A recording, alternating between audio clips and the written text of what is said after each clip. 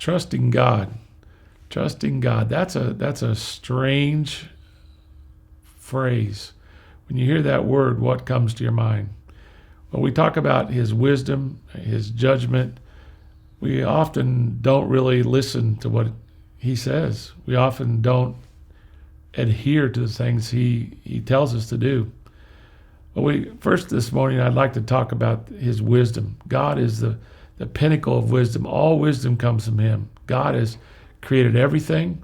He understands everything. And this translates to he knows everything about me. He knows everything about you. I want you to think today that God knows best in everything that's going on in your life. And that just blows my mind. It blows my mind because I have to trust God. I have to trust his judgment. It means I got to realize that God is the one who is really taking care of me on the every day as we go. He's the one who understands what's helpful. He's the one who understands what's healthy. He's the one who understands what's unsafe.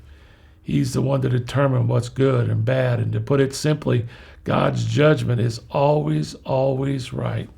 And I got to trust him. Romans 9:20 says this, "Who in the world do you think you are to second guess God? Do you for one moment suppose any of us knows enough to call God into question? Clay doesn't talk back to the fingers that mold it saying, 'Why did you shape me like this?' That's ridiculous, but yet that's what we do. I'm reminded of a vacation that we took a couple of weeks ago with our family to Florida. My family rented a really cool beach house with a pool and golf carts and all the things.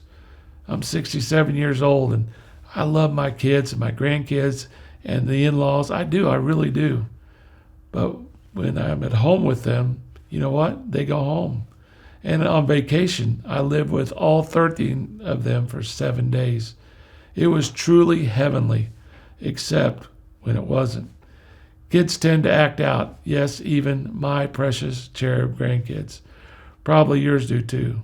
But what I noticed each one of them, when they had their meltdowns and their little tantrums, they would all seek to find a parent or even a grandparent, an occasional grandma or aunt or uncle, and jump in their arms and cry out as if they were crying the whole unfairness and horrors of the things that just had happened to them just a minute ago. And they were all able to just move on as they sat there in their loved one's arms. As I was driving home, it kind of struck me. Kids got it right. They just jump when faced with life's terrible, alerting moments. They jump into the arms of trusting adult or grown up, and they just walk it. They walk it out through that time. They walk it out with those that they love. Our Maker and our Designer, God, is waiting for some of us to do just that thing, to jump into his arms, and just to not just on the big things, but on the small things. And we trust his wisdom. We trust his judgment, because when he made us, he knows exactly what we need.